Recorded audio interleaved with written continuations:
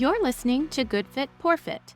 Our podcast is part of the UD Project, a small business rooted in occupational therapy that looks at how the design of a home environment impacts how well people of different ages and abilities perform everyday activities. We chat about this unique perspective to boost your knowledge and help you consider what can be changed in communities like yours. Learn more about our work at universaldesign.org. Hello, Good Fit, Poor Fit listeners. Rebecca and I are back again with recently graduated Anisha Carr. Congrats to you, Anisha. If you remember from a previous episode, she was doing some research for her doctorate in occupational therapy at Towson University, and we wanted to give her the opportunity to share the results. So today we're diving into a crucial aspect of universal design, interprofessional collaboration in the design of residential homes. Thanks so much for having me back, Sarah and Rebecca. It's been some time since my capstone ended, but it's great to be back to share the results. The project took a lot of hard work between collecting data, analyzing, and writing up the results, but I'm really happy with the outcome. Yes, I can attest to all that work you've been putting in. Listeners, if you've ever done any type of research, especially interviews and analyzing the results, it's a lot of detailed work, but very valuable. Absolutely true, Sarah. And I know I'm honored to be here with Anisha and you to hear all about the findings. By now, I think everyone who's listening knows what universal design is, but let's go for another refresher just in case. Universal design, or UD, is a concept focused on creating inclusive environments, products, and systems that are usable for a wide variety of people. For this episode, we'll specifically focus on residential design of homes. Despite the growing interest in universal design, there's a significant challenge that remains, and that is limited interprofessional collaboration. And that's where Anisha's research comes in. Yeah, exactly. The initial goal of this project was to figure out why OTs aren't more often included on interprofessional UD teams, and I focused my literature review around that. After exploring the literature more deeply, I realized that it was not only OTs being excluded from these teams, but rather there was an overall lack of collaboration in general. This lack of interprofessional collaboration can lead to designs that are not holistic and comprehensive and are based around only one professional's expertise. For example, you can imagine a contractor who built the kitchen with modified countertops that are lower and accessible cabinets. Though the contractor might understand UD or home modification principles and value the concept of different height countertops, they might not be able to understand the needs of the people who actually live in the house and the way that they engage in occupation. This is why having professionals who understand other aspects of client needs, specifically the occupations that they engage in, and overall design concepts is really useful for home modifications and universal design. Right. There is a difference in following basic guidelines of UD or accessibility, kind of like a checklist of items or following certain measurements, and then going beyond that to look at how all the individuals using that space will interact with the design. If you know who will be using the home, you have to make sure the design fits their needs and measure them in their equipment if they have it. Just like your example with countertops, Anisha, even the typical topic of someone using a wheelchair is so varied in this situation. Many may think, oh, a person using a wheelchair, let's make all the countertops lower. But power chairs sit up higher than most manual chairs, even making the height of the sink, the width, and the clearance underneath of it difficult to determine unless you measure that exact person using a wheelchair in their home. This is an important step you don't want to miss, so you don't have the sink up too tall or too low. Plus, you want to account for others living in the home that might be standing, and maybe they're shorter or taller.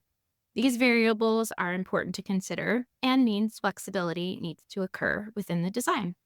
Yeah, I agree. It happens all of the time. After I decided to focus my project on overall interprofessional collaboration rather than just OT involvement, I began exploring the literature to begin identifying some of those barriers to collaboration. Though I found many different potential barriers to interprofessional collaboration, such as lack of collaboration within the actual professional organizations and educational institutions of various disciplines, the barrier that seemed to be least explored was the attitudes and experiences surrounding working with other professionals of different disciplines. I found very limited data on the actual subjective experiences of individuals who want to collaborate interprofessionally in the field of UD. And because of this gap in the current lit, I decided to focus my project on the experiences and attitudes towards collaboration from actual professionals in the field. I use a transactional lens which focuses on interactions between individuals. As we know, UD is not as commonly utilized as we'd all like to see. Though we understand the benefits, practically it's just not commonly applied, and it's very difficult to find professionals whose sole focus is UD. For this reason, my study included a lot of participants with a deep understanding of UD. However, most of them had the majority of their experience in home modifications, which we know is much more popular. Yeah, that definitely makes sense given the state of the field right now. Even if people like the idea of universal design or want to integrate it into home modifications, there's a component of working well together and overcoming those barriers of working across industry lines, which has to occur to do universal design well. And that isn't always easy because, well, for a lot of reasons. So, with all this in mind, Anisha, what was the question that you were really seeking to answer in your research? Yeah, so the research question driving this whole project was, how do the attitudes and experiences of UD practitioners prevent effective interprofessional collaboration and OT involvement in UD? I want to give you a brief overview of the methodology. So after I got IRB approval, I conducted 16 semi-structured interviews on Zoom with builders/contractors, architects, interior designers, industrial designers, and OTs. I transcribed and coded their interviews and began to see themes emerge across disciplines, which allowed me to identify significant experiences and opinions. The findings were really complex and reflect the intertwined nature of UD, collaboration, and relevance to the profession of OT. Even though I really wanted to focus on attitudes towards collaboration, another significant finding from the interviews was regarding the frequency and normalcy of UD implementation. And that really seemed to be a significant factor influencing interprofessional team dynamics, so I included it in my theme. I'm really glad that you were able to gather multiple professionals in a variety of different industries who often work in the UD world. I'm excited to hear the results and themes and how each professional's experience overlapped in your research. As a side note, listeners, because we want to take the time to go through each of these three themes in depth and make it easy for you to follow along, we've decided to make this a 3-part series and discuss one theme per episode. I've included the entire outline in the show notes of all the three themes to give you an overview of the results so you can see that if you would like. But in part 1, which is this episode, we'll dig into factors influencing UD implementation. But please be sure to check out part 2 on dynamics and challenges of interprofessional collaboration, and then part 3 of the series, relevance to occupational therapy. It sounds like a really thorough exploration, so let's dive right in. What is the first theme that emerged? So the first theme relates directly to the factors influencing UD implementation itself. The challenges of implementing UD principles into new builds or remodels correlate to the effectiveness and frequency of projects that are done collaboratively. When the principles of UD are not understood, interprofessional collaboration isn't seen as important. Conversely, collaboration is necessary to do UD effectively because there's too much involved for one professional to have adequate knowledge about all of the design and human factors. Yeah, this makes sense, especially in your statement of when UD principles or concepts aren't understood. In my experience, there's a lot of misunderstanding of what UD is and the details that go into those concepts. They're pretty multifaceted. Plus, those details are intertwined for how all types of people do tasks differently within the environment. Collaboration and advocacy are so important to increase interest. Yeah, exactly. And that leads me to my first sub-theme, which is lack of demand/interest, which includes perspectives from consumers and professionals in the field. First, let's start with consumers. The professionals I interviewed consistently highlighted that they had limited opportunities to implement UD features in the home and attributed this challenge to the attitudes among consumers that led them to not request or seek out accessibility accommodations until they were in urgent need. Here's what one interior designer whose work is primarily in full remodels had to share. One lady called. She said, "I really need you. My husband's getting out, broke his hip, and he's getting out of the hospital tomorrow. What do you need me to do? Go pick him up? Like, I just, we have passed that. This professional felt that working with consumers post-event or injury was out of her scope. It's worth noting that many of the participants, primarily in the fields of occupational therapy and contracting, often find themselves providing services in a reactive manner and have built their business models accordingly. Yeah, and I can see where this designer, for example, who gave that quote, would feel out of place because they probably are more used to having more time to implement a more integrated design. OT's expertise could be used to conduct home assessments and to propose quick, affordable solutions to immediate accessibility needs.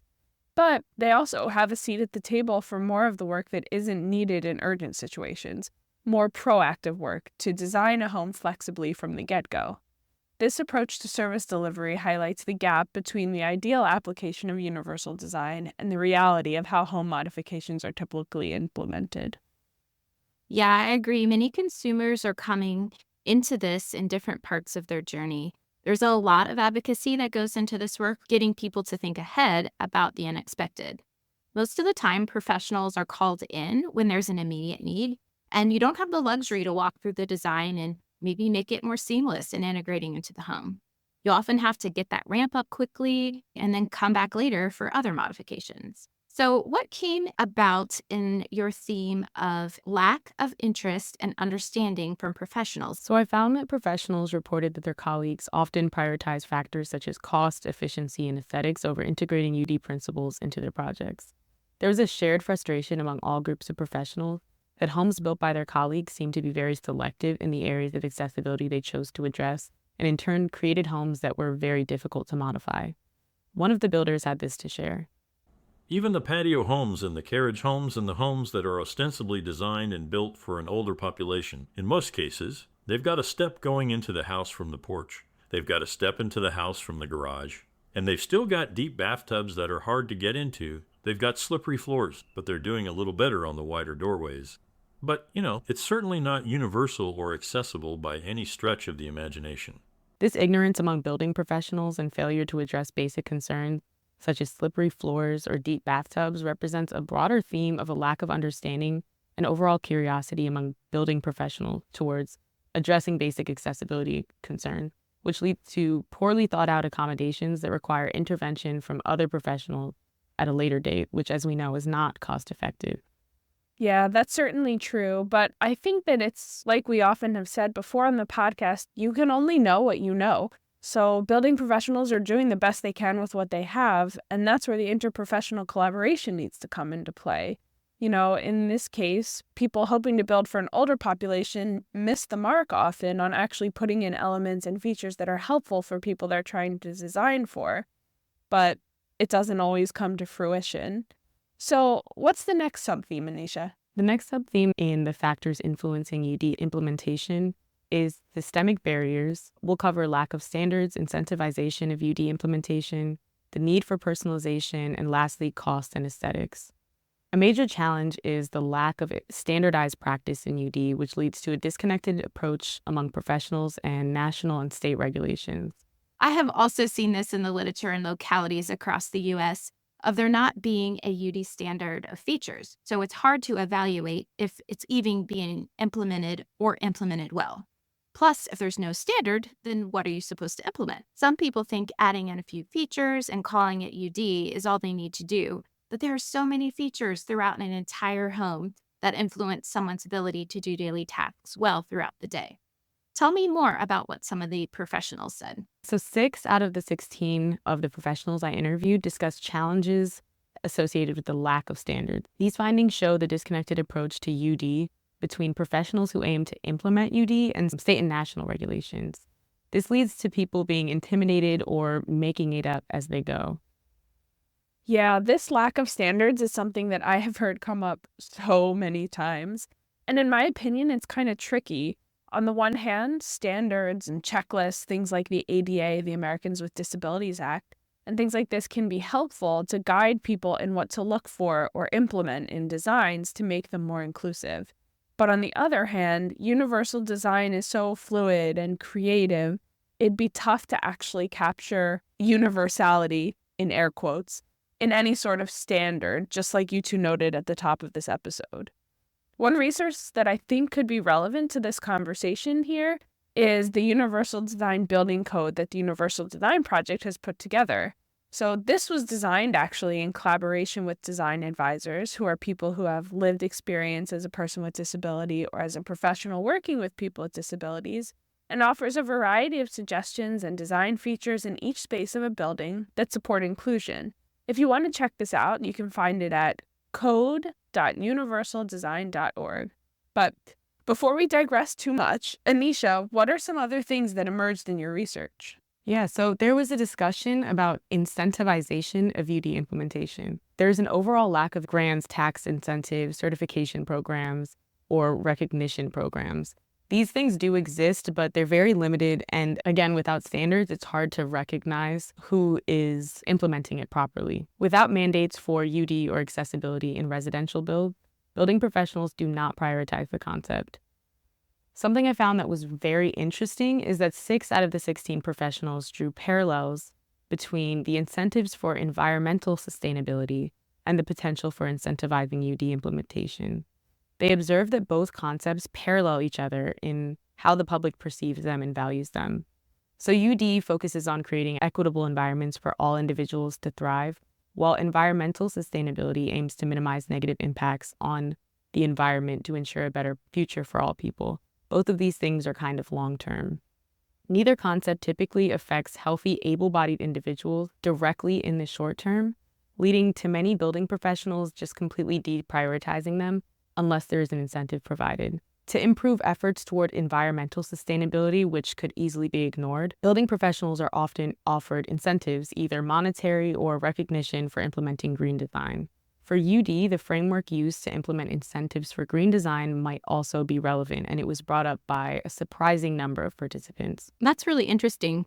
And I've also found that these can vary from state to state and even in the local level for what people incentivize. It would be great to see more of this to get more people thinking about implementing UD in their communities. What else did your participants say? So another topic within this subtheme is the need for personalization. Good UD needs to be easily modifiable in order to cater to individual needs, especially those with complex requirements. I know a lot of times we think of UD as something that works for everyone, but it's really important to acknowledge that personalization factor. This challenge was particularly noted by participants involved in home modifications, as well as those involved in UD, who found that they wanted to find solutions that could truly work for everyone, but it's really not always one size fits all. Back when the Universal Design Project was working on a lot of universal designs and getting input from our design advisors, it was apparent that the universal design principle of flexibility had to be part of the design process in this type of design. We found that many features we weren't able to pick just one height that met all users' needs or one type of appliance that was the most functional. You can design up to a point and then leave room for flexibility with an individual client. And I think this is why in the previous part of this episode, I said universal with air quotes, because truly no design is actually going to work for everybody. On this note, an architect had a quote to share that fit into this theme. They said, 70% of what I suggest is just good universal design. My active listening is where the last 30% come from. That's where I'm asking, what's your family's medical history? Because my advice is different if everybody on your mom's side went blind. If everybody on your dad's side got Parkinson's at 70. This participant highlights the foundational importance of UD principles in their work, while also noting that certain features must be somewhat personalized depending on the needs of the client.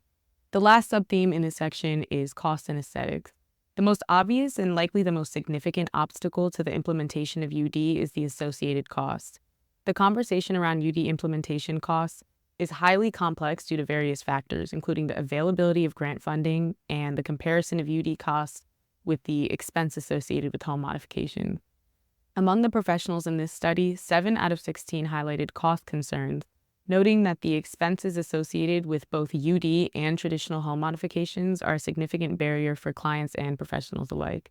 While aesthetics play a major role in many participants' interpretation of UD, prioritizing aesthetic elements, particularly in home modifications, can lead to increased costs, sometimes resulting in designs that are financially inaccessible to many clients, resulting in people using the cheapest options so that their clients can utilize the space in the short term. Yeah, for me, the cost and financial accessibility piece is always the most frustrating.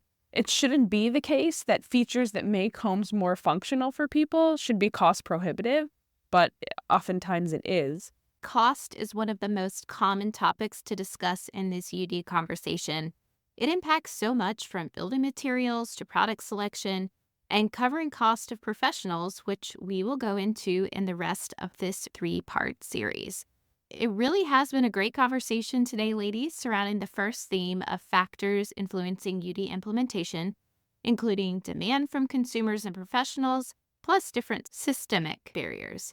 You know, I've heard many professionals reference these barriers in all areas of the country. And Anisha, your results span professionals from East to West Coast in the US, and you had a few in other countries. So I really feel like you captured responses that really do reflect the reality of implementing UD in 2024.